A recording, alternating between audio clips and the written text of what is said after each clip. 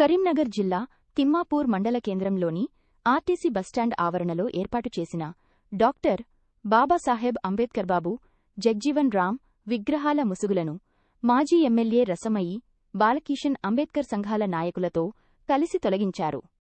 మహనీయుల విగ్రహాలకు పాలాభిషేకం చేసి పూలదండలతో అలంకరించారు.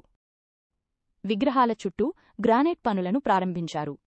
ఈ సందర్భంగా రసమయి బాలకిషన్ మాట్లాడుతూ 2022లో తమ ఆధ్వర్యంలో విగ్రహాలు ఏర్పాటు చేసినప్పటికీ అప్పటి ఆర్టీసీ ఎండీ సజ్జనార్ అనుమతులు ఇవ్వకపోవడంతో ఆవిష్కరణ నిలిచిపోయిందన్నారు.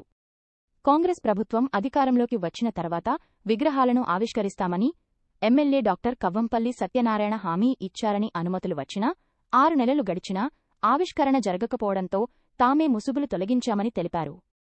విగ్రహాల ముసుగుల తొలగింపుకు అనుమతులిచ్చిన మంత్రి పొన్నం ప్రభాకర్కు కృతజ్ఞతలు తెలిపారు. ఎమ్మెల్యే ఇచ్చిన హామీ మేరకు ₹1 కోట్లతో సుందరీకరణ పనులు చేపట్టి వచ్చే అంబేద్కర్ జయంతి నాటికి విగ్రహాల అధికారిక ఆవిష్కరణను ఘనంగా నిర్వహించాలని కోరారు.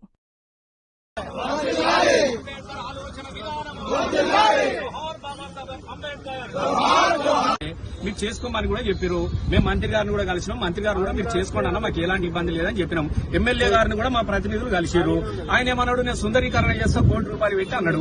మేము కూడా ఆయన సుందరీకరణ చేయమని చెప్తున్నాం రేపటి నుంచే. ఇలా మేము ఈ విగ్రహాలు పెట్టినాం కాబట్టి గ్రైనైట్ వచ్చినది, టైల్స్ వచ్చినాయి. మేము మా వర్కర్ వాళ్ళందరినీ కూడా తీసుకొచ్చినాం. ఇలా పని జరుగుతుంది. ఇక్కడ ఇలా పని కోసం కొబ్బరికాయ కొట్టినాం.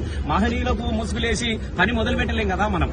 మాకేం లేదు. ఆ మహనీయులకు ఇప్పుడు 4 సంవత్సరాల నుంచి ముసుగేసుకున్నాయి. ఆయన ముసుగేసుకుని వచ్చి మేము ఇక్కడ రంగులు అద్దుతామంటే కుదరదు కదా. అందుకే విగ్రహాలతో మేము ముసుగులు తొలగించినాం, విగ్రహావిష్కరణ చేసుకున్నాం. మా పనులు మొదలైతా ఉన్నాయి. మేము పని చేసుకుంటున్నాం. దీనిలో వివాదాలు ఏమున్నది లేకుంటే దీని కాంప్లైంట్ వాళ్ళే కలెక్టర్ అమ్మనే చెప్పింది చేసుకోమని చెప్పేసి.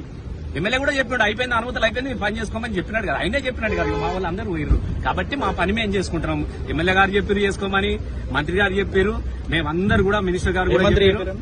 పొన్నం ప్రభాకర్ అన్న గారి దగ్గర స్వయంగా మేము వెళ్ళినాం. మా ముందే వాళ్ళ నాగిరెడ్డి గారితో మాట్లాడితేనే కదా అనుమతులు వచ్చింది. మొన్నటిదాకా ఇక్కడ అంతా సెక్యూరిటీ లేకుండా మరి వాళ్ళు ఉన్నారా? మీరు చేసుకోమని చెప్తేనే కదా మేము చేసుకుంటున్నాం. కాబట్టి మేము పని చేస్తా ఉన్నాం. ముసుగులు ఎత్తి పని చేయలేదు కాబట్టి ముసుగులు తొలగించేసినాము.